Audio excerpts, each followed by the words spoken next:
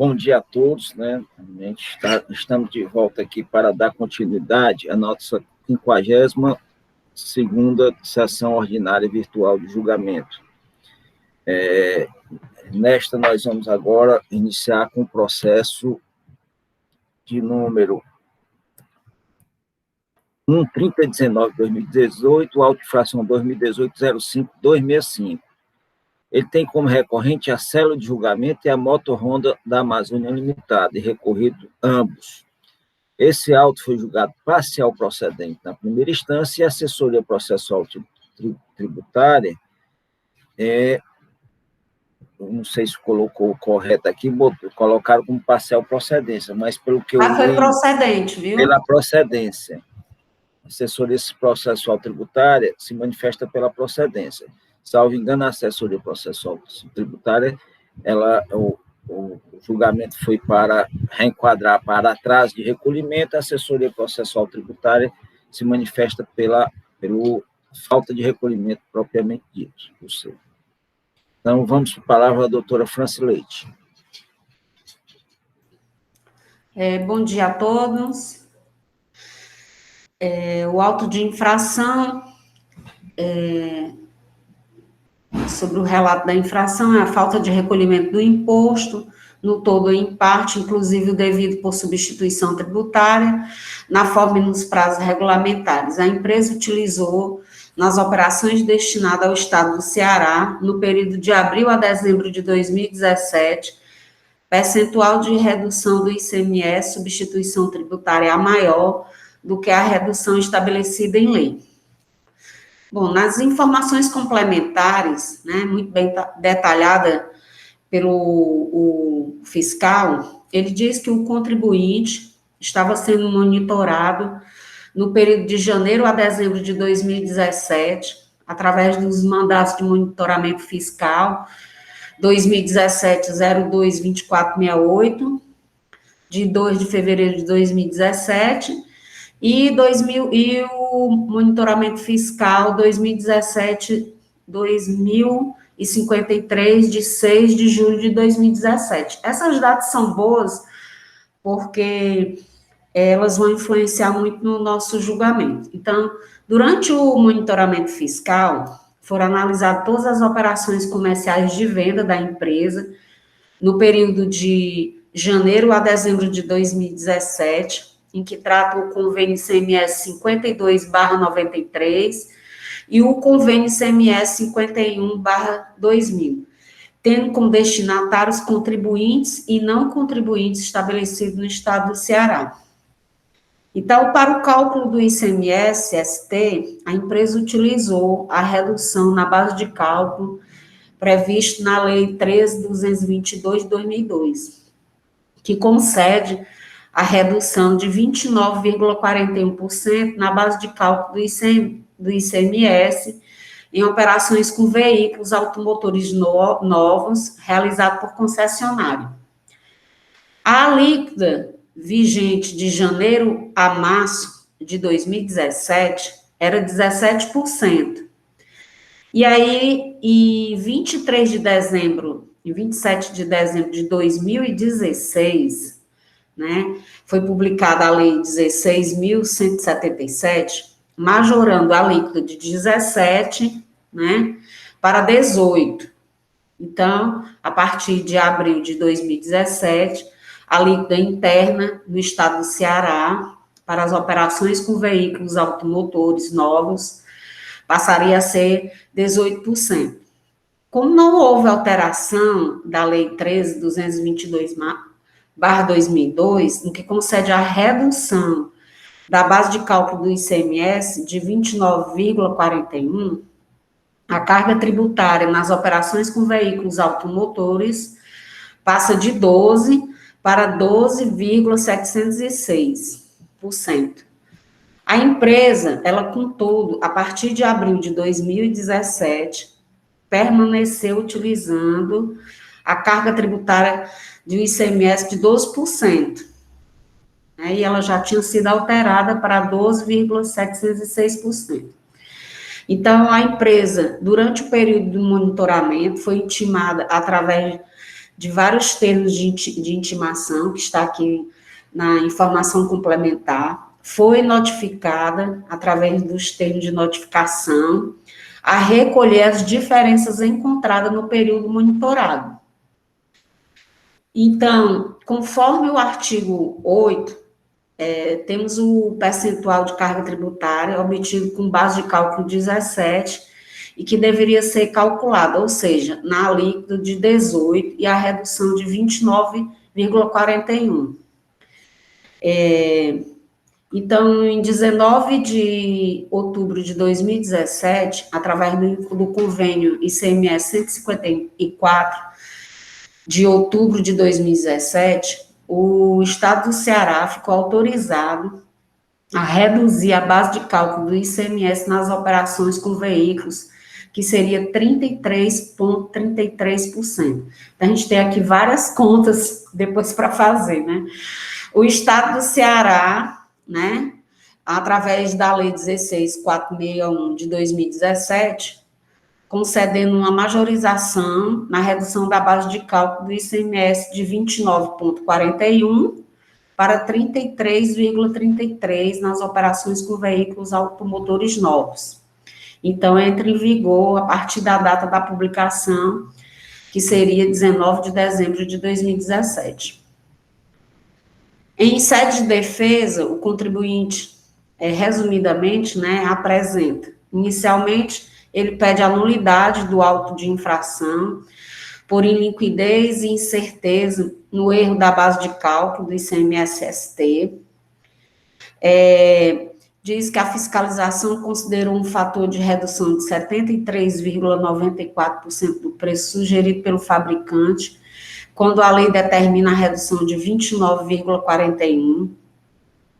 E no mérito, ele pede a manutenção da alíquota efetiva de 12%, que essa era a intenção do legislador, alega que houve erro de capitulação legal da multa imposta, desta forma, requer a aplicação do artigo 123.1d da Lei 12.670/96, só voltando que o auto de infração, a penalidade foi o artigo 123.1c da Lei 12.670/96.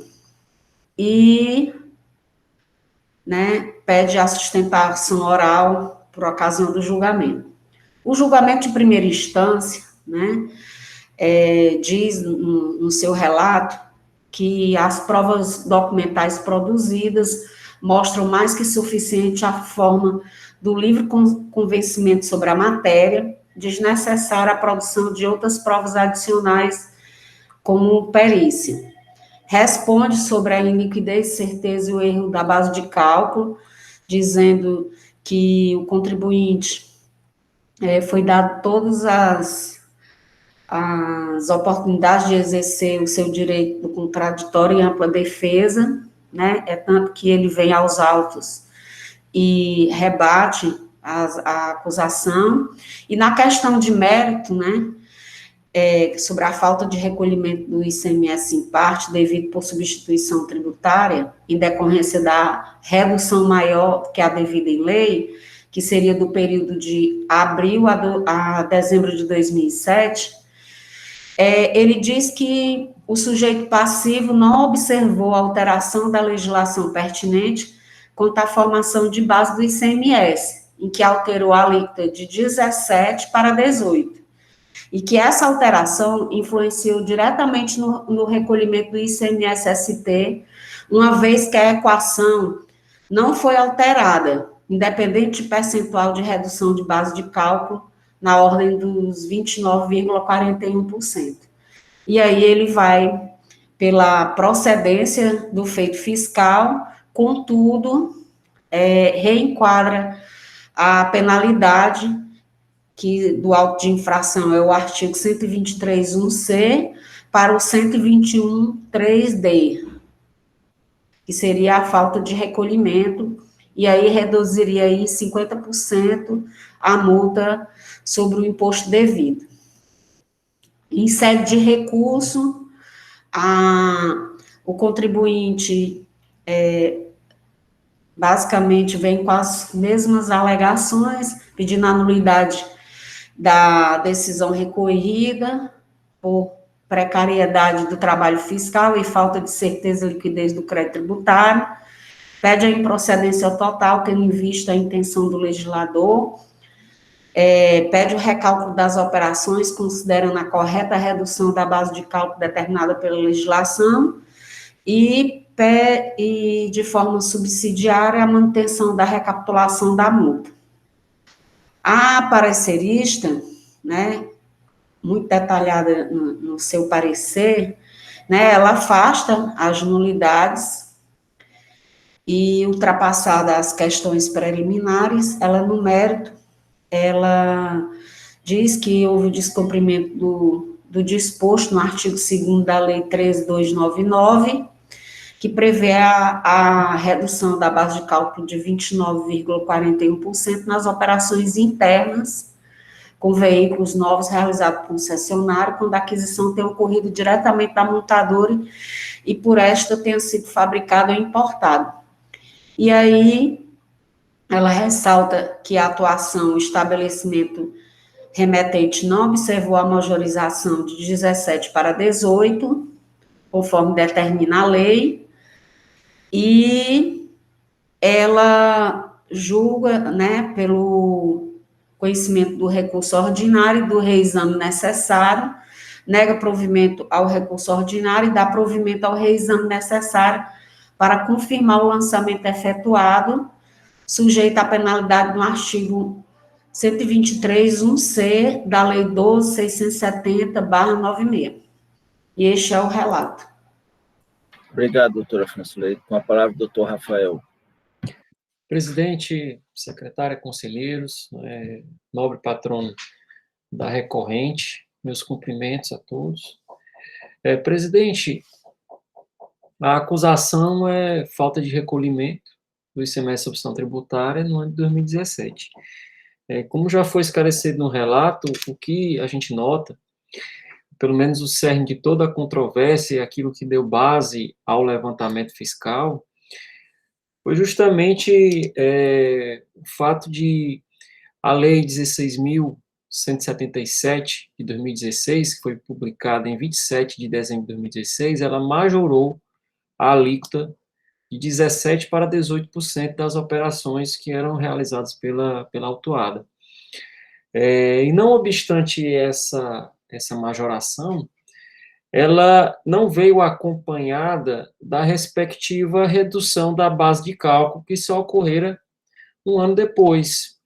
A redução da base de cálculo, ela, de fato, demandava aprovação no CONFAS. Essa aprovação veio apenas em 19 de outubro de 2017 e foi internalizada, por meio de lei, pelo Estado do Ceará somente em 19 de dezembro de 2017.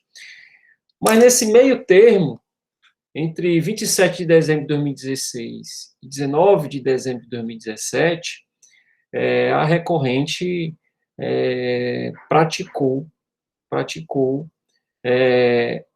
como se não tivesse havido, praticou suas operações como se a redução, a carga tributária fosse a mesma, como se tivesse ainda em existência a redução da base de cálculo no mesmo patamar.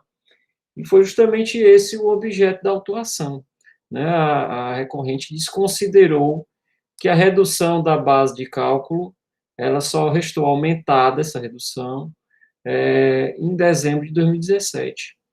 Então, de fato, a recorrente traz elementos no sentido de que a intenção do legislador era de manter a mesma carga.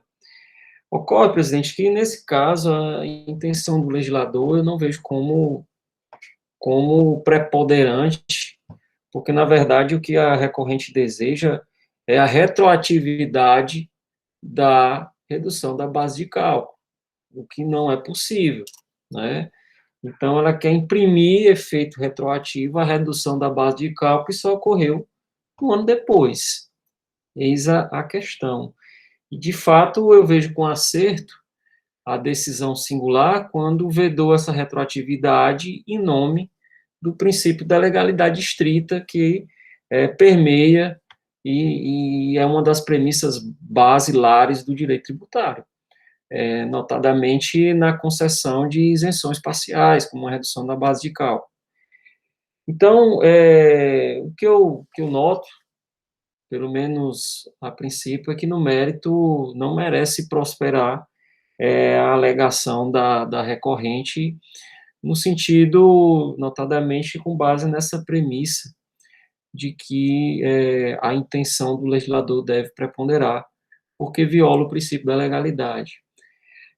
Outro ponto que a recorrente traz, a autuada, seria a liquidez e certeza da base de cálculo, mas o que eu noto é que as planilhas que foram trazidas e os argumentos que foram já trazidos pela célula de assessoria processual tributária apontam no sentido de que a base de cálculo adotada pela fiscalização, ela foi acertada.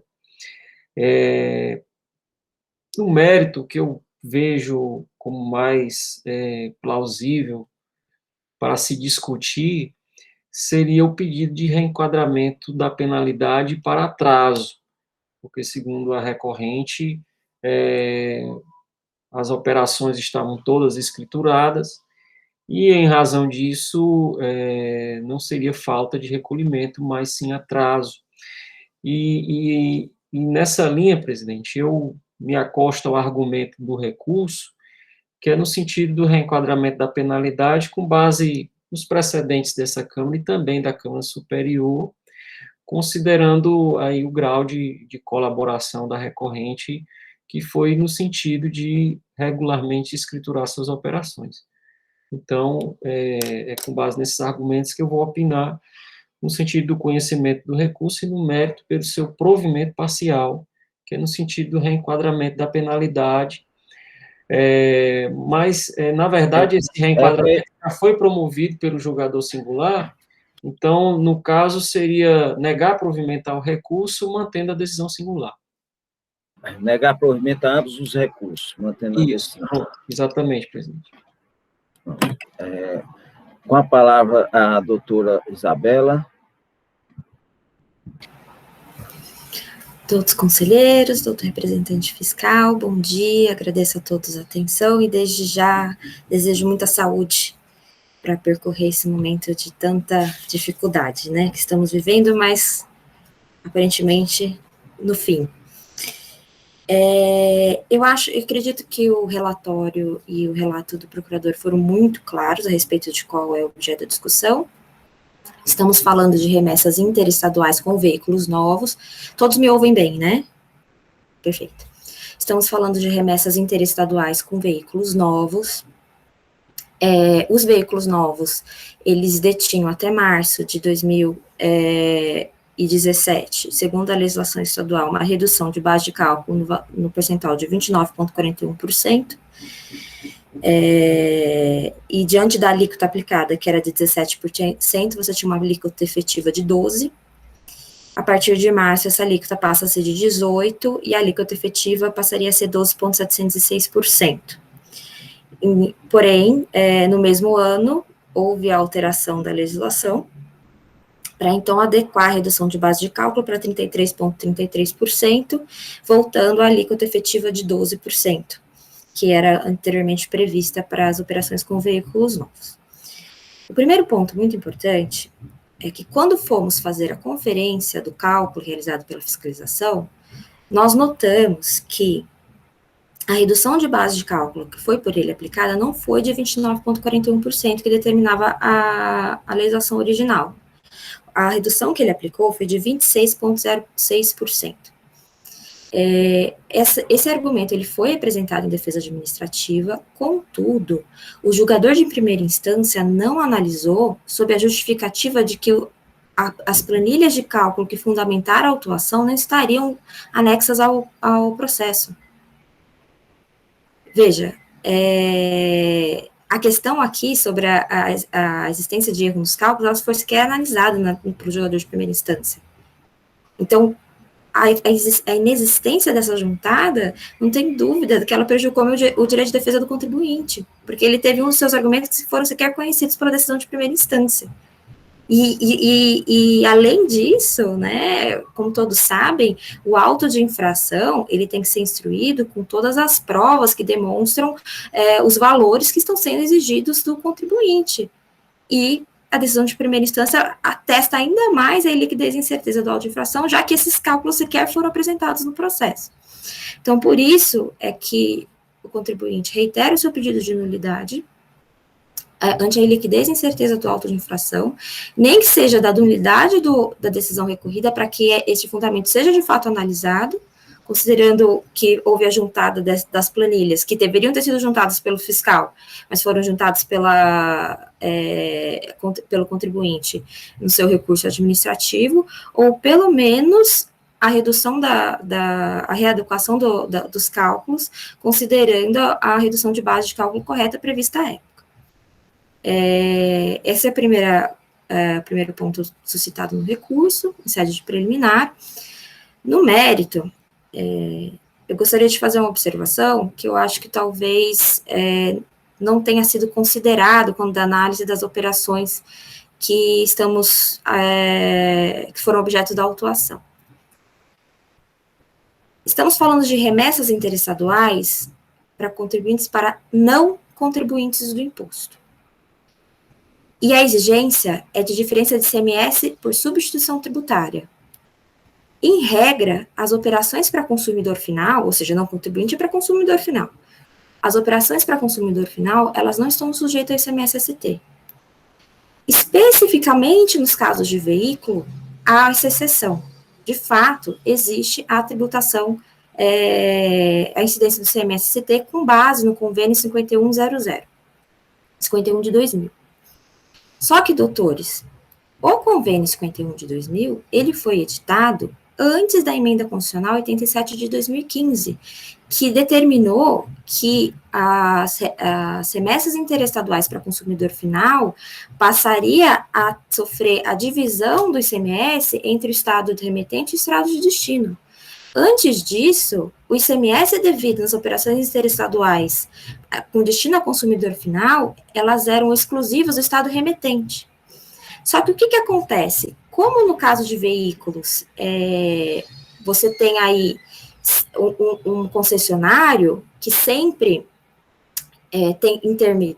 faz essa intermediação com o consumidor final, visando proteger esses concessionários, para que as montadoras não começassem a fazer vendas de veículos diretamente ao consumidor final, e também para resguardar a arrecadação desses estados de destino, previu-se uma sistemática completamente diferente para essas operações. O convênio ICMS 5100, ele determinou que o valor do ICMS calculado de acordo com a Constituição Federal, isso é, aplica-se a alíquota interna do estado remetente sobre o valor da operação, esse ICMS calculado, ele passaria a ser dividido entre estado remetente e estado destinatário. E como que seria feita essa divisão? Pela aplicação dos percentuais que estão previstos na cláusula 2ª do convênio ICMS 5100. Só que o ponto aqui, doutores, é que a alíquota base para realizar este cálculo não é a alíquota do estado de destino, é a alíquota do estado remetente. E quando foi realizada a alteração constitucional pela emenda 87 de 2015, os estados, eles juntaram para deliberar a respeito do convênio 5100, e a sistemática anteriormente existente, ela foi ratificada. Foi mantida a sistemática de cálculo que até então existia pelo convênio ICMS 147 de 2015.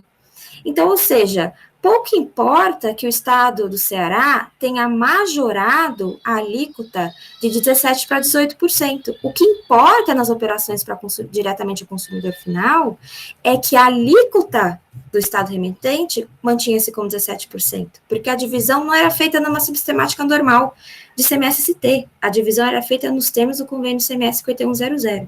Então, o que se pede é que, pelo menos, ainda que se entenda quanto à impossibilidade de retroagir a legislação para os fatos geradores ocorridos entre abril e setembro de 2017, que se exclua dessas exigências as operações diretamente para o consumidor final, porque a sistemática de cálculo do CMST, nesses casos, ela é completamente diferente. Ela considera a alíquota do Estado remetente, não Estado de destino.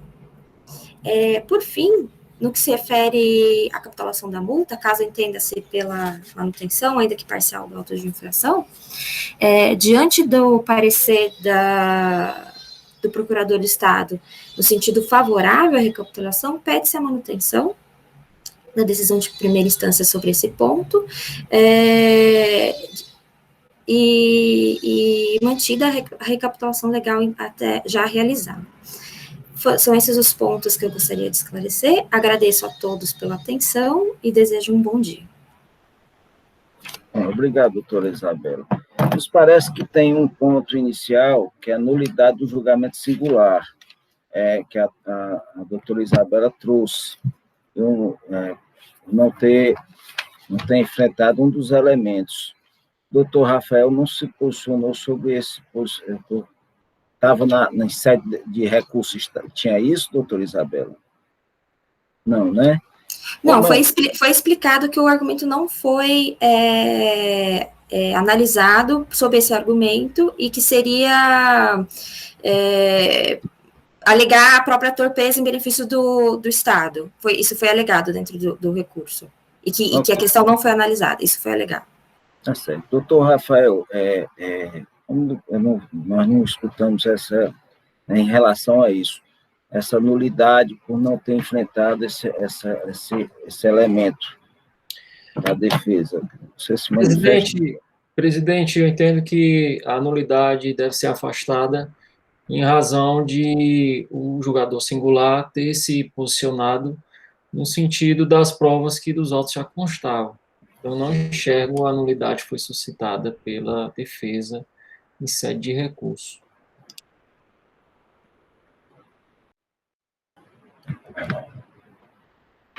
A nulidade, doutora Isabela, é porque ele trouxe dizendo que não tinha analisado. Ele não analisou, a decisão de primeira instância, ela não analisa sob a justificativa de que as planilhas de cálculo dos valores exigidos não estariam juntadas aos autos. Só que quem tem essa obrigação é a fiscalização, não o contribuinte. Só uma questão de fato, ele diz isso no julgamento em qual eu estou tentando encontrar isso. Eu ia só falar, viu, Ivete? No auto de infração, certo? Tá? Além de ter os documentos anexados, né? Não, mas é isso aí não, Frasleide. Se o julgador justificou que não analisou porque não estava as planilhas nos autos, eu não estou encontrando isso no julgamento. É isso que eu quero, que eu não estou encontrando, por isso que eu digo que é uma questão... Eu posso olhar aqui o texto do julgador, eu vou só olhar aqui o texto que o julgador, ele enfrenta essa questão da nulidade por precariedade, eu até citei no meu relato, que a parte, ela traz, né, dizendo que a precariedade na fiscalização e tudo, e aí o julgador, eu vou só olhar aqui. Certo. Doutora Isabela. Posso ler o trecho? Por favor. Ocorre que a defesa anexou parcialmente o termo de intimação número 2018-01797, cuja cópia não se encontra nos autos e nem foi objeto de observação da fiscalização quando o levantamento do quanto debênture, que não dá subsídio para qualquer defesa da preliminar suscitada. A certeza e liquidez da base de cálculo será melhor elucidada na análise do mérito. O ponto aqui na defesa, nós juntamos algumas... telas do cálculo para demonstrar a existência do erro. A decisão de primeira instância, por sua vez, fala assim, olha, você juntou parcialmente. Eu não consigo verificar que de fato realmente existe uma iliquidez. Só que, veja, a gente partiu do pressuposto que seriam planilhas que já estavam nos autos, já que elas foram enviadas junto com o auto de infração.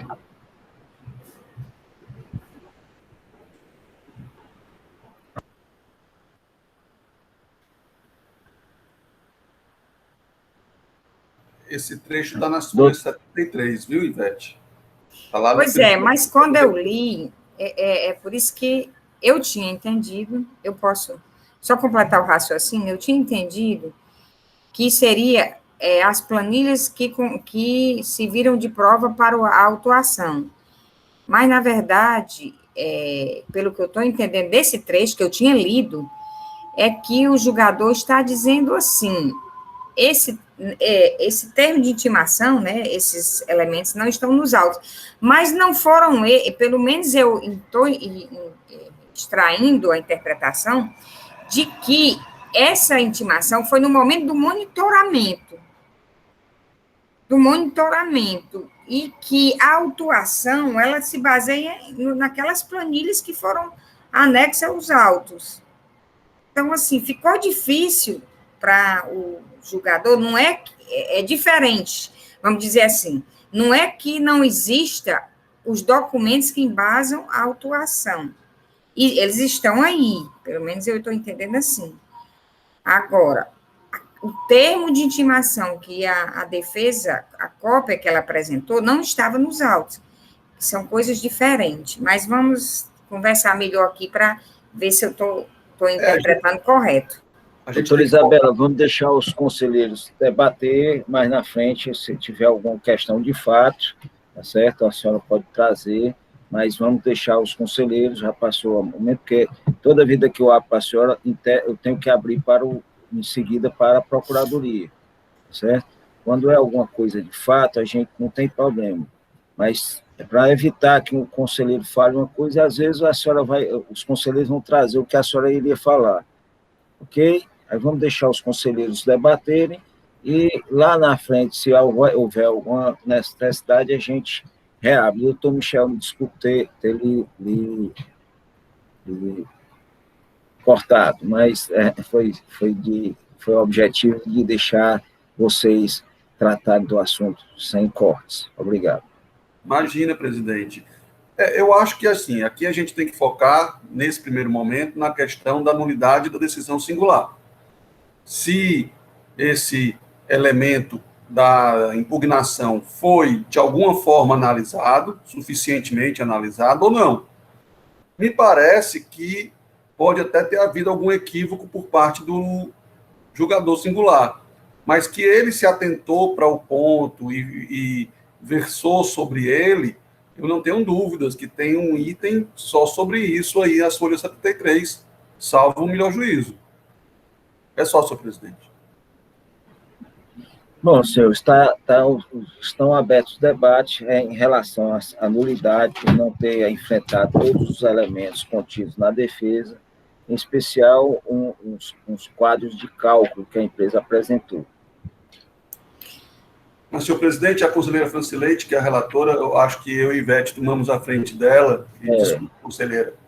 Ela tinha pedido para olhar alguma coisa aí. Eu estou olhando o parecer, porque eu tinha lido, e eu não tinha visto essa questão de que ela não teria enfrentado essa questão da nulidade. Inclusive, no próprio julgamento dela, né, ela pontua aqui as preliminares aqui da defesa, e lá na folha 72, né, que ela fala exatamente dessa questão da nulidade do auto de infração pela liquidez e incerteza, ela discorre aqui sobre a base de cálculo utilizada pela fiscalização, né, lá na folha 50, e aí ela passa para a questão de mérito, porque ela diz que o auto de infração tem todos os elementos, e aí como ela suscitou a nulidade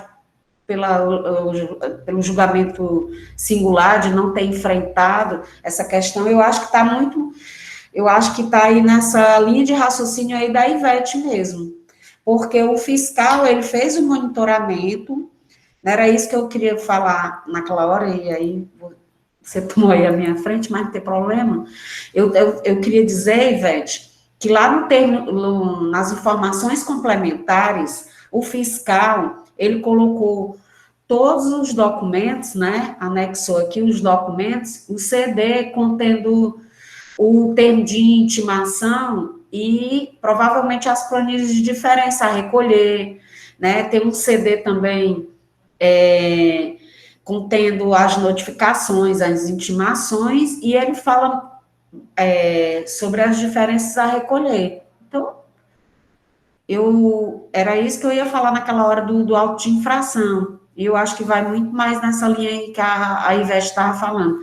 Uma coisa foi o monitoramento, e foram pedidos, né, diversas vezes aí, intimado o contribuinte a apresentar, e outra coisa já foi o auto de infração em si, né?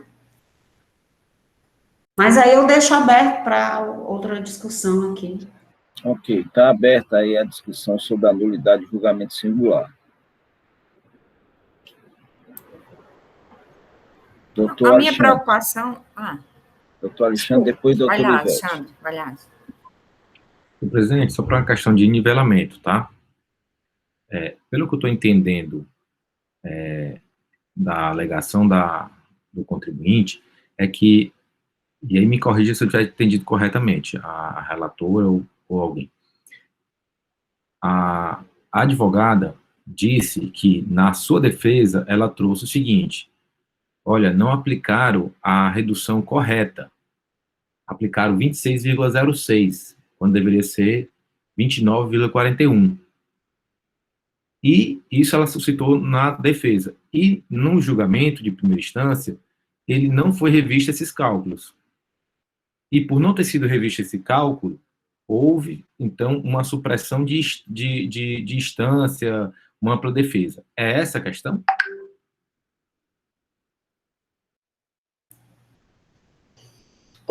A Ivete está sem o áudio, Ivete.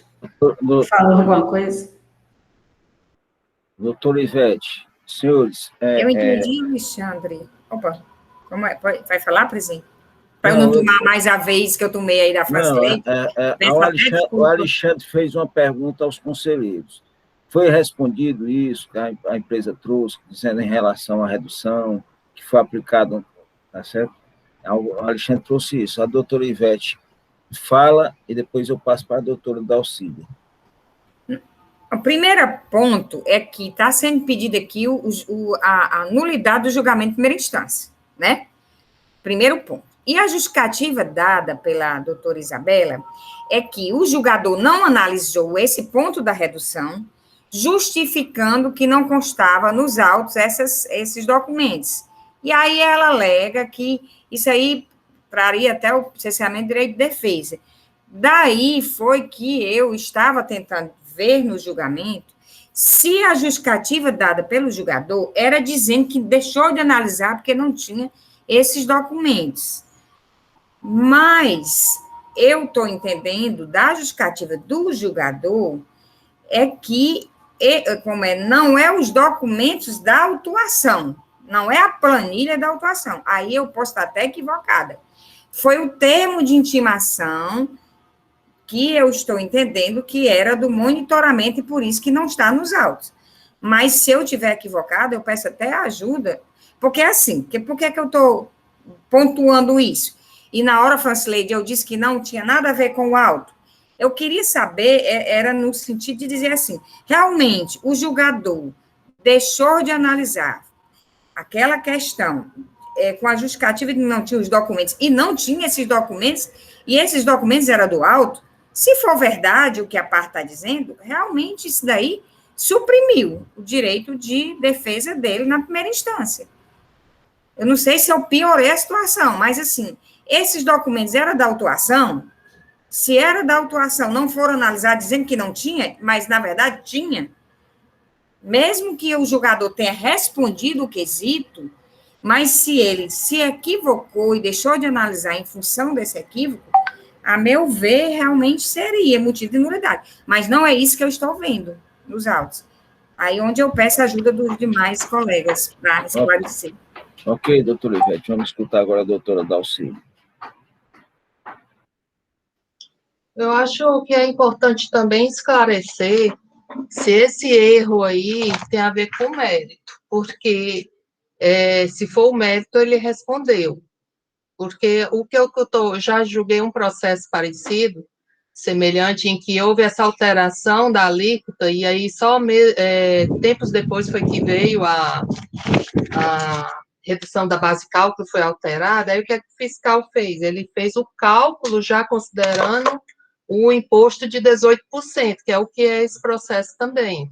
E a empresa, ela está arguindo um erro, como se ele tivesse calculado 26 ao invés de 29, mas aqui tem que ver se o cálculo aqui tem a ver com mérito, porque o cálculo que o fiscal fez, ele fez o cálculo, e aí é o motivo da falta aqui de recolhimento, do fato justamente de ter aplicado um percentual quando já tinha sido alterado a alíquota de 17 para 18, e a redução da lei só veio depois. Eu tenho até os prazos aqui, se a gente chegar à questão de mérito aqui, porque quando eu fui julgar o mérito desse outro processo, eu me ative ao período em que as leis entraram em vigor. Agora, o que me parece aqui, eu acho que é bom esclarecer, é que o julgador, ele adentrou no mérito, né? E aí, essa questão do cálculo, eu acho que está, assim, eu não consigo identificar nos autos aqui que tenha sido um erro do fiscal, mas, na verdade, é o motivo, não sei se estão me fazendo claro, dá a entender que o motivo, e aqui a empresa está questionando o cálculo, mas que se esse cálculo, esse erro aqui, não está ligado ao próprio cálculo que o fiscal teve que refazer por conta da alteração da alíquota. Isso que eu ainda estou, assim, na dúvida, mas eu lendo aqui dá a entender que a empresa está questionando como se fosse erro algo que é o que o fiscal fez, a não ser que tenha qual a prova de que houve um erro, porque o fiscal, para não me repetir aqui, eu não consegui identificar essa ausência que está sendo colocada. Então, vou aguardar. Doutora Isabela, vamos escutar a doutora Francileite, em seguida eu deixo a senhora dar uma palavrinha, que a senhora está angustiada aí, eu estou notando. Sempre agora, assim, na hora, vamos falar a última vez, e em seguida eu passo para a Procuradoria. Doutora Francileite, você quer falar ou quer deixar? Quero, só, viu, Dalcília e Ivete, lá na página 74 do julgamento, né, singular, ela fala, né, da alteração da base de cálculo dos 17% e 18%, e aí ela fala que essa alteração da base de cálculo, ela influenciou também a equação, né, da redução da base de cálculo de 29,41, e aí é por isso que ela adentra, ela faz todo um cronograma, né, de tudo que foi feito, e adentra no mérito, porque ela acha que essa questão da redução da base de cálculo, né, o mérito da questão não é esse, mas sim a alteração da alíquota de 17% para 18%. É só isso mesmo.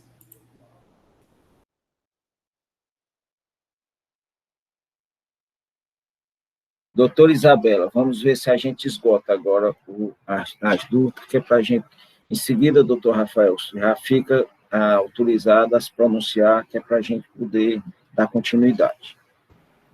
Perfeito. No processo, primeiro ponto, em relação ao que está juntado e o que não está.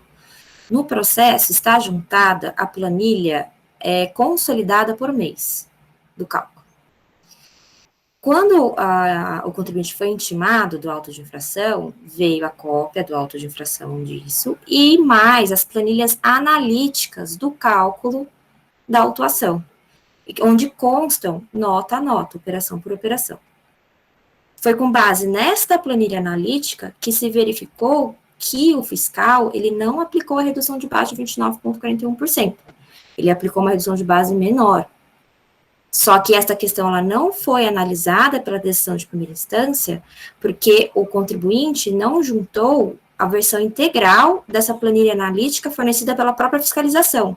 Porém, é dever da fiscalização trazer todas as operações que basearam o cálculo do auto de infração. Não é obrigação do contribuinte, né? Inclusive, a gente partiu-se do pressuposto que já estavam nos autos, já que nós recebemos essas planilhas. O segundo ponto, o mérito, ele não entra no mérito do erro de cálculo, da base de cálculo. O que se discute é toda essa questão de direitos, qual seria a base aplicável, que haveria alteração de alíquota, se foi de 17% para 18%, em que momento, é isso que se discute no mérito. Porém, o cálculo da base de cálculo, isso não se discute.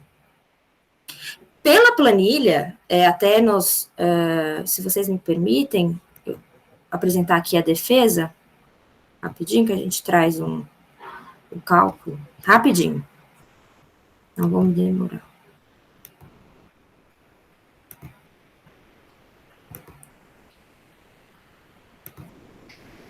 Vamos lá.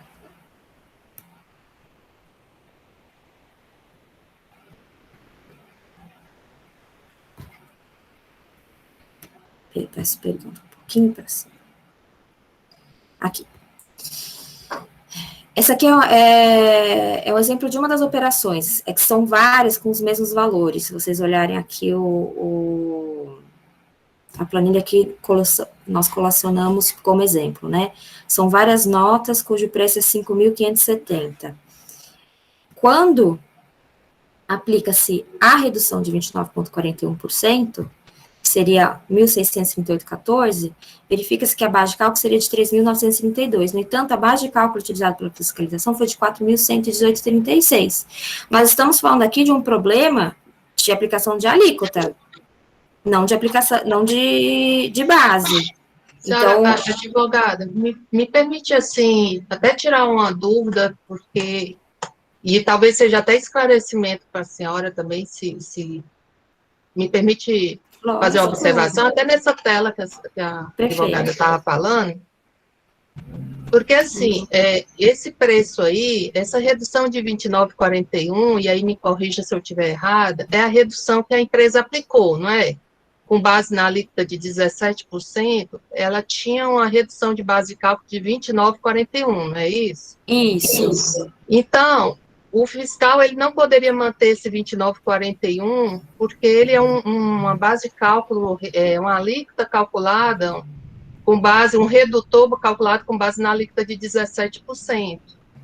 Quando a senhora me mostra essa tela aí, em que aparece uma base de cálculo e depois a fiscalização põe uma superior, é justamente porque ela desconsidera esse percentual de 19,41, porque foi calculado com base na alíquota 17. E quando ele calcula um redutor com a alíquota de 18, eleva a base de cálculo. Eu não sei se eu estou me fazendo entender. Eu estou entendendo, mas ele teria que tomar uma frente, né? Ou ele readequa a base de cálculo, ou ele readequa a alíquota. Não é readequar, é porque a base de cálculo é o preço. A senhora está vendo? 5.570. Exatamente. Só que o que a empresa fez? Ela jogou um redutor de 29,41, que era o redutor vigente antes da alteração da alíquota, certo? Certo. Aí, o motivo da autuação é que houve uma elevação da alíquota e a empresa continuou utilizando 29,41. Então, quando elevou a alíquota, esse redutor não era mais 29,41, era um redutor menor para poder justamente recolher o equivalente a 18%. Não, mas tudo bem, eu entendi, mas veja, a grande questão aqui não é aplica-se uma redução menor para ter uma alíquota efetiva de 12, né? Você tem a redução de base, e depois, sobre a redução de base, você tem a aplicação da alíquota atual. Então, com a realização anterior, você aplicava no 29,41%, você tinha a base de cálculo do CMS-ST, e sobre essa base de cálculo, aplicar CI 17%. E nisso, no final das contas, seria o equivalente a 12%. Só que aqui, ele aplicou uma redução menor, a não ser que ele tenha aplicado novamente a alíquota de 17%, aí realmente concordo com você, não vai haver diferença. O impacto seria como se fosse 18%. Mas não é o que está aparecendo aqui. O que parece é que ele aplicou uma redução menor e ainda aplica uma alíquota maior. E aí distorce o valor do cálculo. Eu acho que a gente tem que a gente tem que superar primeiro a questão do pedido de nulidade do julgamento, só, viu, doutora Isabela? Para depois entrar nesse debate. Eu confesso que eu não estou nem me concentrando, porque tem um pedido anterior de preliminar para a gente depois entrar no mérito. Não, perfeito. É que é só para entender o que a gente está discutindo, eu tenho que falar sobre isso. Isso não foi falado na decisão, entendeu? Esse é o ponto. É isso que nós estamos trazendo a discussão desde a defesa administrativa. Mas a discussão de mérito da decisão de primeira instância, ela se resume à aplicação da alíquota 17,88%. Ela não fala se existe um erro no cálculo da base de cálculo, entendeu? Isso não foi falado. Ok. Concluiu? Presidente, eu posso falar? Eu estou, assim, querendo primeiro me concentrar em cada parte. Esse pedido de nulidade aí da parte, eu agora tirei a dúvida, que eu estava com dúvida, certo? Realmente, o termo de intimação que o julgador menciona é o termo de intimação da ação fiscal mesmo, não é o do monitoramento, certo? E que ele justifica que ele só apresentou parte do relatório e que não foi objeto se você for ler o trecho do julgador, ele está se referindo a um termo de intimação do próprio procedimento de fiscalização que gerou a auto-infração. É como se ele estivesse realmente dizendo, como você só trouxe uma parte e não foi o objeto de análise, ele se nega a analisar esse argumento. Eu realmente estava equivocada, é por isso que eu estou pedindo aqui a palavra, não é esse termo de intimação que ele se refere, não é o do monitoramento, é da ação fiscal mesmo. E o julgador, nesse trecho que a advogada acabou de ler, ele diz isso. Ele diz, ocorre que a defesa anexou parcialmente o termo de intimação número tal, folhas 49, cuja cópia não se encontra nos autos, nem foi objeto de observação da fiscalização quando do levantamento do quanto, né? Que não dá subsídio para qualquer defesa da preliminar suscitada. Então, assim, o ponto que nós estamos analisando é essa justificativa dada pelo julgador trouxe prejuízo ao direito de defesa da parte, eu não estou nem analisando o mérito ainda, por isso que eu estou querendo me focar primeiro nisso. E, assim, eu estou vendo que realmente tem o termo de intimação aí, esse termo foi emitido na ação, e o que é que diz o termo? O termo pede, o termo que a de intimação está, as folhas tal, vamos olhar esse termo para ver se a falta de análise do julgador, da justificativa dada, não é nem a falta de análise, a justificativa dada pelo julgador não impediu esse direito de defesa. É porque eu estou corrigindo o que eu tinha dito antes, certo? Realmente é da ação fiscal, só isso. Presidente, queria só posicionar... Doutor Rafael, porque a Ivete estava muito apressada, eu ia passar a palavra para o doutor Rafael, que a doutora Isabela tinha falado. Doutor Rafael, se posicione sobre essa nulidade. Vai ser muito rápido, presidente, porque eu já estou sentindo aqui o cheiro do almoço. Presidente, sobre essa preliminar de nulidade, eu vou reiterar no sentido de entender que ela não merece acolhimento. Eu vou dizer por quê. Não obstante já ter sido feito o esclarecimento de fato, o termo de intimação, que foi, inclusive, realçado agora pela conselheira Ivete, mas veja bem, o que o julgador de primeira instância fez foi o seguinte, olha, essa questão da liquidez e certeza do crédito alegado pela recorrente, eu vou analisar ele no mérito. E foi isso que ele fez com base nas planilhas, no levantamento das planilhas que deu suporte ao levantamento, né? É importante também destacar que o julgador de primeira instância, a partir do momento que o próprio recorrente anexa uma documentação com incompletude, é também um ônus processual da recorrente fazer uma impugnação específica daquilo que ele está suscitando. Porque o julgador entendeu, em razão da incompletude da juntada, que não merecia nem uma análise de prova pericial. E tanto é que ele fez a análise do processo no mérito e deslocou a análise do pedido para o mérito. mas entender que isso redundaria numa nulidade da decisão de primeira instância, eu entendo que não. E aí sim, analisar as questões que foram trazidas agora pela recorrente, se elas são realmente idôneas e dão suporte, por exemplo, a um pedido de perícia, porque isso poderia ser regularmente avaliado por essa Câmara nesse momento oportuno.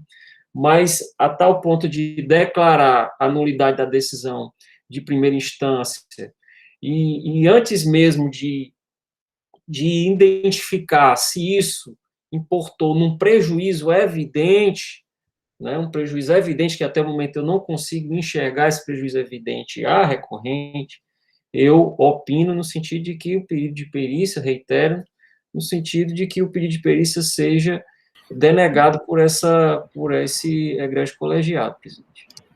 Aqui é pedido de nulidade, doutor. Pedido de nulidade da decisão de primeira instância, perdão. Okay. Doutor, agora, vamos deixar a doutora Isabel e o doutor Rafael agora. Vamos deixar somente os conselheiros, por favor, porque senão a gente não conclui. Doutor Alexandre, doutora Dalcília e doutora Francileite. Por favor, vamos ser pontuais e objetivos para a gente poder dar continuidade. Senão okay, senhor presidente. Vou ser bem objetivo, porque agora, para mim, eu entendi a questão da nulidade ou não. Veja só, o que tá, a defesa, ela trouxe o seguinte, olha, a lei que instituiu, a lei 13.222, ela expressamente trouxe uma redução de 29,41. Então, até que essa lei estadual seja modificada, a qual ela foi modificada pela 16.461 de 2017, aplicar-se-ia essa redução de 29,41, porque expressamente é um elemento da hipótese de incidência. Estava lá. E o que o contribuinte disse na defesa foi, olha, não se aplicaram o 29,41 de redução. Aplicou-se foi 26. Então, eu tinha, independente da discussão de mérito, o fiscal, ao lavrar o auto de infração, ele disse o seguinte, olha, você tinha que aplicar a redução de 29,41, mas na prática você aplicou uma redução maior, no seu entendimento aí, contribuinte. Mas ele aplicou, de acordo com a tese da defesa, que não foi no julgamento apreciado, aplicou-se 26 alguma coisa. Então, foi isso que ela colocou, ela trouxe isso na defesa, olha, eu tinha direito a 29,41, se aplicou 26. E na decisão, eu não vi ele afastando, porque ele justificando, porque se colocou 26 ponto alguma coisa. Né? Então, esse foi o meu entendimento de que houve uma supressão de argumentação da defesa. E acho até interessante esse momento aqui, porque ontem mesmo, a nossa Câmara Superior publicou, né, o PDF aqui, o CONAT publica, e o primeiro precedente que foi publicado ontem no PDF é justamente sobre a supressão de argumentos de defesa, né, que está aí no nosso PDF, até que a Paulinha circulou aqui para nós. Então, essa é a questão, presidente. Obrigado, doutor. Doutora Dalcília, depois doutora Francileite. Depois eu boto para a votação. Restringindo aqui, sendo bem objetiva, o percentual de erro que a defesa arguiu, que o julgador não teria se pronunciado, eu encontrei aqui as folhas 73 dos autos, uma página inteira dedicada a ele responder. E o motivo pelo qual que ele afastou esse argumento foi a falta de provas dessas alegações. Ele coloca que a defesa anexou parcialmente um termo de intimação, cuja cópia não se encontra nos autos e nem foi objeto de observação da fiscalização, quanto ao levantamento, nem dá subsídio a qualquer defesa preliminar. Aí ele diz que ele remete ao mérito em relação à certeza e à liquidez. E antes de ele falar isso, na mesma página, lá no segundo parágrafo, ele fala: e liquidez, incerteza, erro na base de cálculo do ICMS-ST. Aí ele fala: o sujeito passivo alegou o erro, nesse erro que acabou a advogada de mencionar, e diz, fundamentando que houve erro na redução de apenas 26,06%, e aí ele parte para justamente a questão da ausência de prova, que não há meia prova no direito. Então, para mim, isso é justificativa. A gente pode até discordar, mas que ele justificou, ele justificou. Ok. Doutora Francis Leite.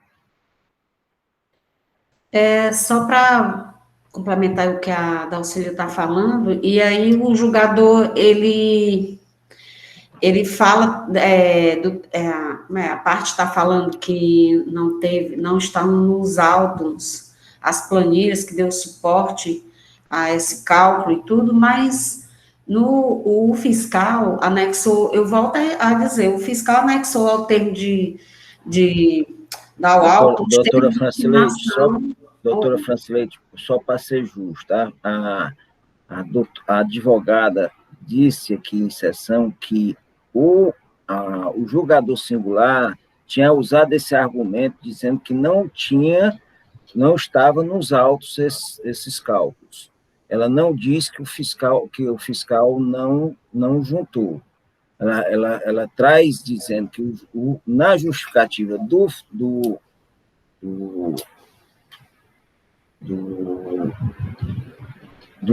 julgador singular, ele diz que não está anexado aos processos, só para poder ser justo e a gente tratar as coisas como a advogada trouxe. A advogada em nenhum momento disse que não existem as planilhas pelo fiscal, disse que foi o julgador que disse. Se o julgador não disse, aí é outra coisa. Mas só para dizer que estão anexos aqui, ó. Tá certo, doutora. Em relação à nulidade, a senhora quer trazer alguma coisa do julgamento? Não, a gente pode colocar em votação. Pode. Então, eu acho que Por mim, eu não sei o restante dos conselheiros, se alguém então, quer... Nós já estamos aptos a votar, senhores? Então, vamos lá. Me desculpe a interrupção, doutora Francisca, é porque eu entendi que a senhora trouxe para poder informar que está lá, né? Porque quando a senhora diz que a advogada não fala só em relação ao julgador singular. Não é só para a gente não confundir. O argumento dela é exatamente do julgamento singular nulo por conta disso. Entendeu? Aí foi esse o posicionamento. Mas eu quero saber como a senhora vota em relação à nulidade do julgamento singular, por não ter enfrentado todos os elementos em específico em relação ao erro de redução de base de cálculo. Como a senhora fala. Se manifeste, doutora Francisca.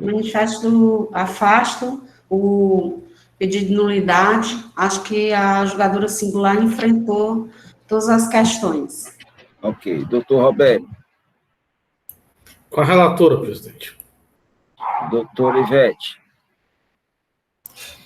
Afasto, porque ela enfrentou no mérito, né? E com os mesmos fundamentos da Procuradoria. Eu fui convencida aí pelo doutor Rafael. Doutor Michel. Com a relatora. Doutora Dalcília. Com a relatora. Doutor Alexandre. Presidente, eu abro a divergência, embora seja já o último, né? Porque eu entendo que ela não enfrentou no momento em que ela fala que não trouxe as provas. Isso não é enfrentar. Ok. Então, por maioria de votos, a quarta Câmara afasta a nulidade do julgamento singular por não ter enfrentado todos os elementos contidos na defesa, especificamente em relação à redução de base de erro na redução da base de cálculo feita pela fiscalização. Entendem os senhores conselheiros que todos os elementos foram afastados e fundamentados pelo julgador singular. Por maioria, né, presidente? Por maioria, né? Aí eu entendo os senhores conselheiros por maioria de votos. Já tinha dito, eu vou dar o seu voto agora. O conselheiro Alexandre Linhares votou pela nulidade do julgamento singular. Vamos agora, o que é que nós temos mais aí? A defesa agora traz esse mesmo erro da base de cálculo, trouxe questões de mérito, né, também trouxe a exclusão das vendas a consumidor final direto, né, segundo na visão da empresa, a alíquota aplicável é interna do Estado remetente, certo? Traz essas duas teses. Como a gente vai tratar isso? Vai para o papel. O que é que a doutora Francileide sugere aí? Tem mais alguma outra nulidade? Não. A nulidade que ela suscita é sobre o erro da base de cálculo, não é isso? Só, né? Então já foi afastado. Aí sim, essa nulidade por erro de base de cálculo. Certo? Algum conselheiro quer discutir alguma coisa, falar alguma coisa? Porque a gente vai voltar logo, ou querem abrir para alguma discussão? Ninguém? Então, acho que... Parece que se há um erro na base de cálculo, né, tem que verificar se há. Se houver, aí é uma questão mais de procedência, improcedência, parcial procedência. Ou perícia. Porque vocês teriam como verificar isso hoje? Pois é. Bom, então, assim, indo para a questão de ser nulidade ou não, para ir por partes, né? Me parece que não é uma alegação que levaria à nulidade. Ela poderia mudar o mérito, mas não ser uma questão de nulidade. É só, senhor presidente. Bom, então, pessoal, em relação ao erro na base de cálculo, querem discutir sobre essa nulidade? Senão, a gente já vai votando. Doutora Francileide, como vota em relação ao erro, possível erro da base de cálculo, da redução de base de cálculo, feito pelo fiscal? Senhor presidente, sobre a nulidade do erro da base de cálculo, eu afasto, tendo em vista que estão nos autos todos os cálculos feitos pela fiscalização. A gente está votando só a nulidade, por enquanto. Não é matéria, o doutor Michel entende que não é matéria de nulidade, é matéria de modificação do crédito tributário, certo? A senhora entende como? Isso é questão de... Desculpa, o microfone estava desligado. A gente teria que discutir aqui se realmente não seria nulidade, sim, para mandar para a perícia, para verificar... Nós temos primeiro afastar a nulidade. Então, eu afasto a nulidade. Então, vamos afastar logo a nulidade para a gente avançar. Okay. Você tem que afastar para poder ir para... Porque se a Câmara decidir que é nulo por esse motivo, o processo se encerra. Então, não adianta se mandar nada para a perícia antes de a Câmara decidir. Entendi. Eu só disse o posicionamento do Michel, que ele porque eu não vi outras pessoas debaterem sobre isso, mas a senhora afasta a nulidade por possível erro na base de cálculo. Doutor Roberto, como se manifesta? Com a relatora, presidente. Doutor Ivete. Com a... Deu para ouvir, presidente? Deu. Michel. Com a relatora. Com a relatora. Doutor Alexandre. Com a relatora. Não, por unanimidade de votos, a quarta Câmara afasta a nulidade por possível erro na redução de base de cálculo.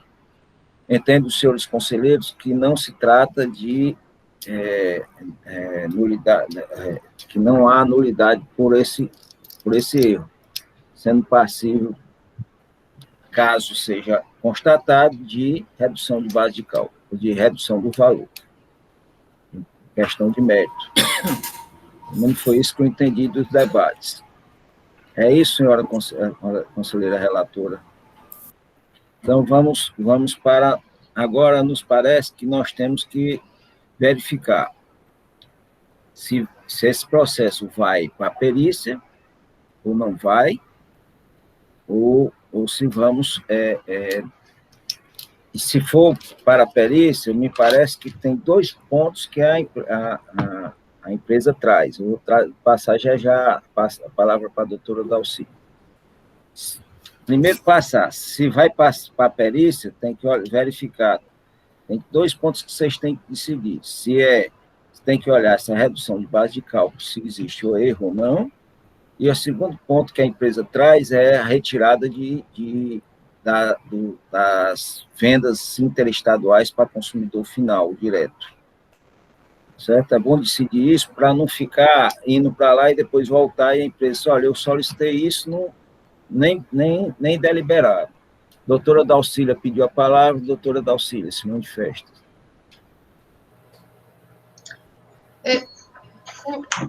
Esse cálculo, quando a defesa largou e que o cálculo está errado porque considerou 26 ao invés de 29, me remete que há aqui uma não compreensão desse percentual.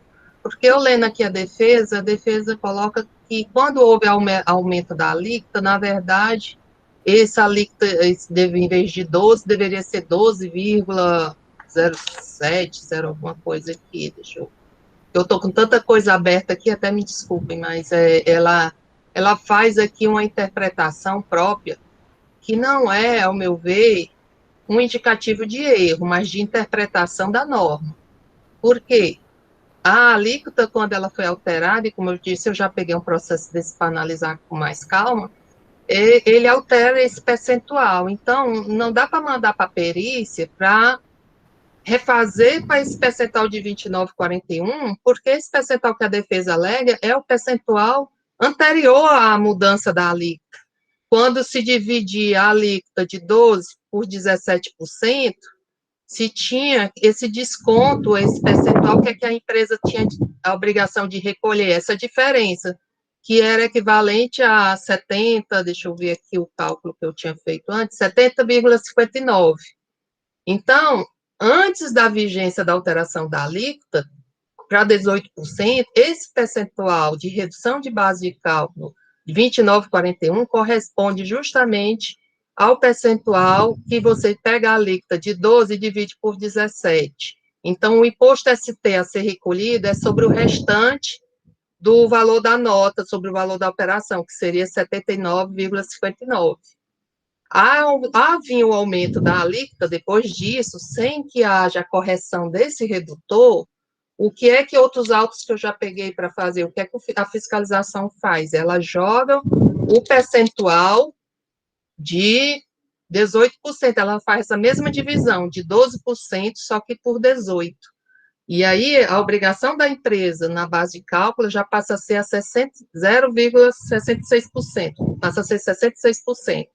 Que equivale ao desconto de 33%, que só veio com a lei posterior no final do ano, se eu não me engano, aqui a vigência. Então, nesses autos que eu te julguei, a argumento era mesmo, havia uma confusão em entender que houve apenas um aumento de carga tributária, e não é o caso. Houve, na verdade, uma alteração do redutor posterior, e as empresas, durante esse período de alteração legislativa, a lei que disciplinava a alíquota já estava vigente. Ela não retroagiu quando a lei posterior estabeleceu o percentual de 33%, ela não retroagiu os efeitos de modo a alcançar fatos geradores anteriores.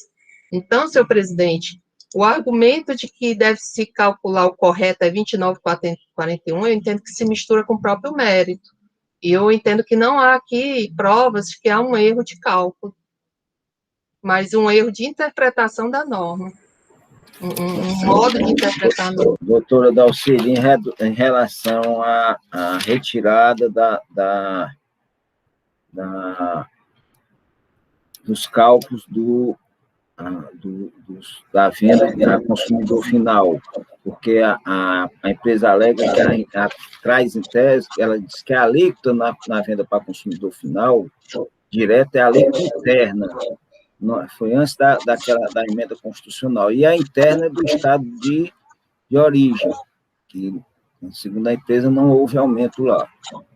Aí eu precisaria, senhor presidente, me deter melhor nesse caso específico, mas também eu não encontrei nos autos, e aí a conselheira relatora me corrija, eu não encontrei indicativos dessas operações realmente estejam contabilizadas dentro do levantamento. Ela indicou alguma nota específica, algum em que tenha sido para consumidor, fez assim, nem por amostragem, alguma coisa nesse sentido, conselheira Francileide? Só se for Não, eu não vi, não. Mas eu posso dar uma lida melhor aqui na defesa, pelo menos na defesa e no... Os conselheiros deem uma olhada, eu vou dar, doutora Isabela, é questão de fato, doutora Isabela, pelo amor de Deus, não deixar os conselheiros aí. Diga aí, doutora Isabela. Não, é rapidinho, só sobre o ponto do cálculo mencionado pela conselheira Dalcília, só lembrando que com a modificação da lei, a base efetiva, ela deixa de ser 12% e passa a ser 12,706%. Quando você divide 12,706% multiplica por 18, dá exatamente 29,41%. Então, o redutor de base, ele não pode ser alterado. O que foi alterado, então, somente a alíquota. Entende? Esse é o ponto só. Então, assim, antes era 12 vezes 17%.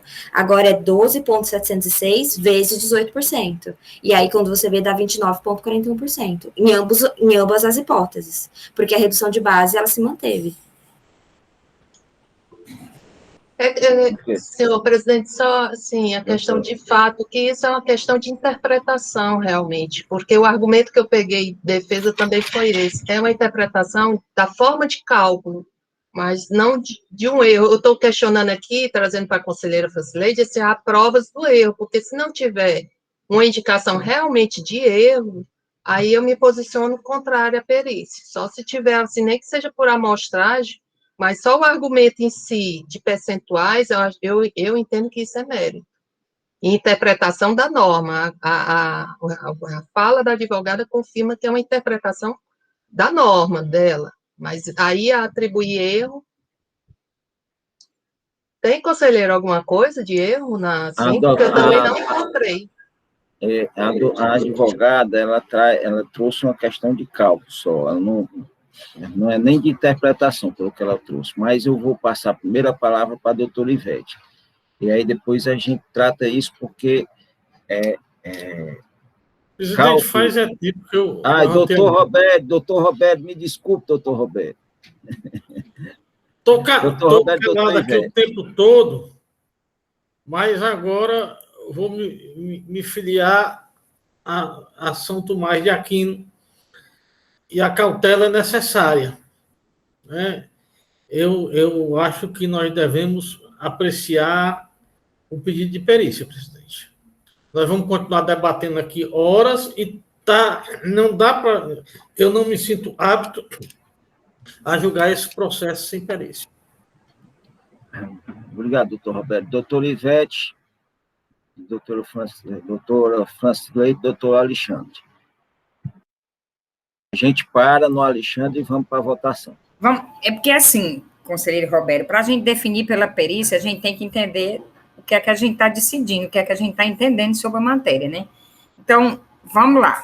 O que eu estou entendendo é que a parte, ela está alegando, pelo menos a autuação, eu entendi que a autuação partiu de duas premissas. Uma é que a redução de base de cálculo que a empresa aplicou foi um percentual maior do que era devida. A autuação diz isso. Estou falando no auto de infração. Ele diz, não estou dizendo que a empresa fez isso, viu, Isabela? Estou dizendo que o auto de infração, pelo que eu estou lendo, é que ela aplicou uma redução em valor superior ao permitido pela lei, que à época era 29,41.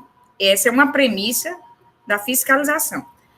A parte vem e diz, não, eu apliquei, foi num percentual menor ainda, 26,66, a não ser que eu não esteja entendendo, em algum momento foi dito 26% aqui, mas se não foi isso, eu peço desculpa. Mas vamos lá para a autuação.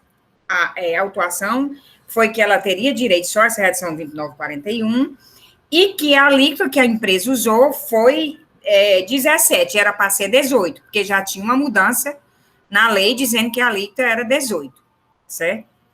Então, primeiro ponto é que realmente a gente viu que a mudança na lei, dando direito a uma redução maior, a lei 16.461, de 33% de redução, ela aconteceu em dezembro, não é isso? Em dezembro de 2017. Peço desculpa se as datas eu não estou dizendo correto. Mas, assim, dá a entender que realmente a redução adequada seria essa que a fiscalização diz que deveria ter. Mas, com relação à alíquota, só tenho aí uma dúvida, e é onde a conselheira Dalcília perguntou.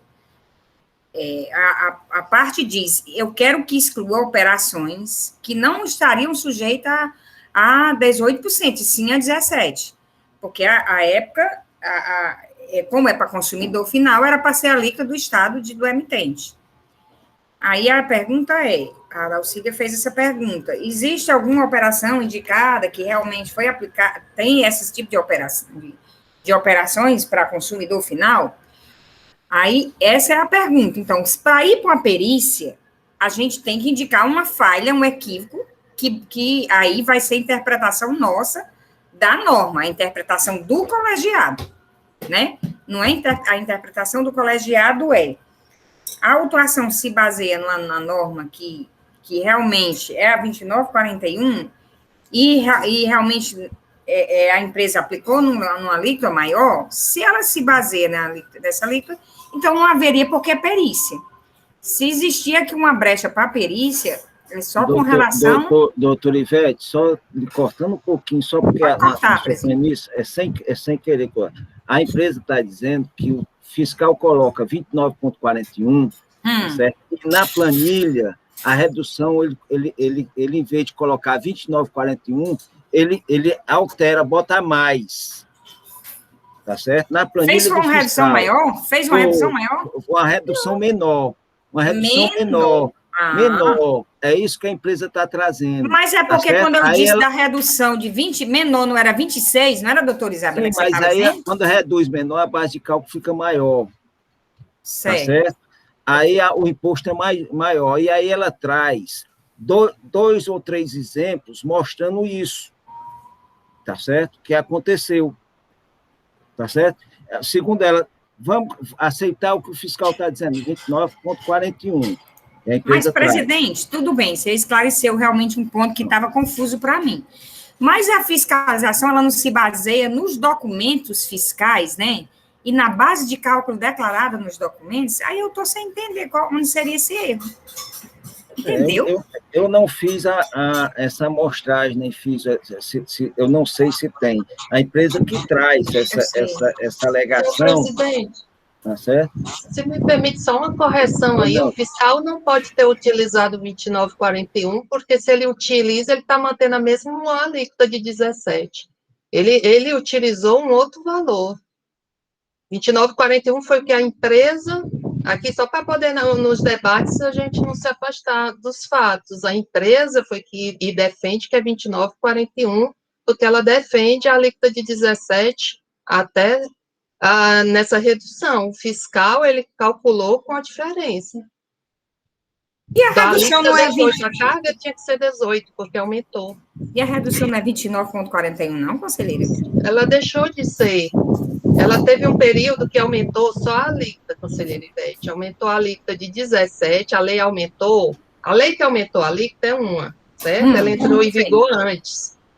Então, as empresas, pelo menos outras que eu peguei, elas continuaram aplicando o redutor até o final do ano, quando saiu a lei específica alterando o redutor. Aí tem fiscalizações em que elas vão refazer esse cálculo da base de cálculo, do ST, justamente, para, em vez daquele percentual corresponder à alíquota de 17, ela corresponder à alíquota de 18. Tá certo. Então, realmente, a base de cálculo, ela vai ser uma base de cálculo maior, porque se ela fosse igual, não haveria o que recolher, porque a empresa já calculou com 29,41.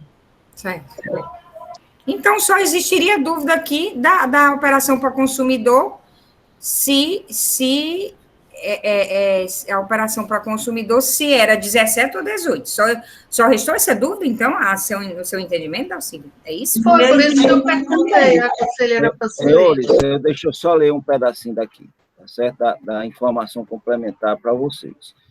Conforme o artigo 8º, temos que o percentual da carga tributária com base na redução de 29,41 deve ser recalculado, ou seja, a base de cálculo de 18% é a redução 29,41. A carga tributária a C agora é a de 12,796. Então, tem uma informação, nem na informação complementar. O que a empresa vem falando, desde o começo, senhores, vocês têm que dizer se é verdade ou não é, tá certo? E aí eu quero que vocês me respondam. A empresa está dizendo que o redutor que o fiscal está colocando na planilha é maior, tá certo?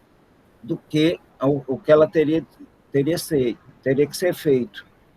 Essa é a pergunta. Senhor presidente, é só uma pergunta, questão de fato. Conselheira Francileite, a senhora observou no CD se os exemplos trazidos pela recorrente realmente estão de acordo com o que está lá no CD? A senhora teve a oportunidade de dar uma olhada lá no CD? Não, eu não olhei o CD, mas eu não olhei. Deixa eu só... Eu levantei aqui a mão, eu estou esperando aqui falar, porque eu peguei e montei aqui. Enquanto estava todo mundo falando, eu montei uma planilha do Excel do que a defesa trouxe, do que ela está alegando que o fiscal fez e o que o fiscal realmente fez. Eu posso falar? Pois não, doutora Francine, depois eu passo para o doutor Alexandre. Eu vou compartilhar aqui, só para ficar melhor, para quando for falando, vamos lá. Vocês estão vendo? Não. Agora pronto. Sim. Vamos lá. A defesa, né, ela fez essa conta aqui, ela pegou os 12%, dividiu pelos 17%, me corrijam, aí vocês que são da Cefaz, vamos lá, ela trouxe isso aqui na defesa dela, né, dizendo que o preço era esse, que a redução que ela fez foi esse, e aí ficou essa base de cálculo, e essa aqui é a base de cálculo da fiscalização. Bom, como foi que ela chegou a esses 29,41? Ela pegou os 12, dividiu pelos 17, deu 70,59, menos 100, dá os 29,41, né? A defesa diz que o fiscal, né, utilizou os 12,706 é o que o que o presidente acabou de carga líquida. Está no alto, dividiu pelos 18, que daria os 29,41. No entanto, a base de cálculo dele é 118,36.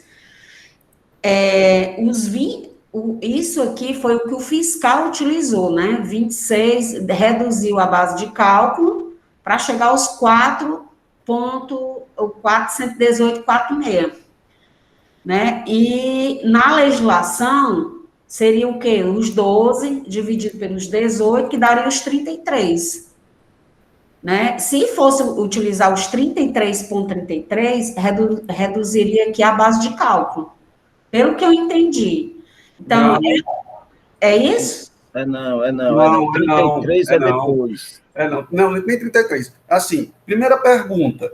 Alguém teve a oportunidade de verificar se realmente a base de cálculo no auto de infração é 4.118,36? Primeira pergunta que eu faço. Alguém teve a oportunidade de verificar isso? Não, eu não tive. Senhor presidente, Michel, peça vista. Pois é, eu vou pedir vista, senhor presidente. Está conseguido vista para o doutor Michel verificar esses pormenores. Esses cálculos, tem que verificar cálculos. No CD, tem que dar uma olhada no CD. Paulinha, você tem os autos físicos com CD? Pronto, pois eu pego assim que for possível com você. Doutora Isabela, nós vamos concluir o seu julgamento. Foi pedido de vista pelo conselheiro Michel e já concedido, e aí ele vai trazer a elucidação já sobre esses possíveis erros de cálculo, para poder trazer essa discussão para a Câmara poder decidir de forma com base em dados, ok? E a senhora será convidada a participar, nos dá a honra de participar aqui com a gente novamente, viu? Perfeito, muito obrigada. Estamos concluído o terceiro processo, o quarto processo, Paulinha, nós vamos sustar, em virtude do adiantado da hora, são 12h23, nós já não temos mais cabeça para julgar nada, e será oportunizado no próximo mês, a gente coloca esse processo de volta. agradecendo a todos e dando por concluída a nossa sessão do dia 25 de agosto de 2021.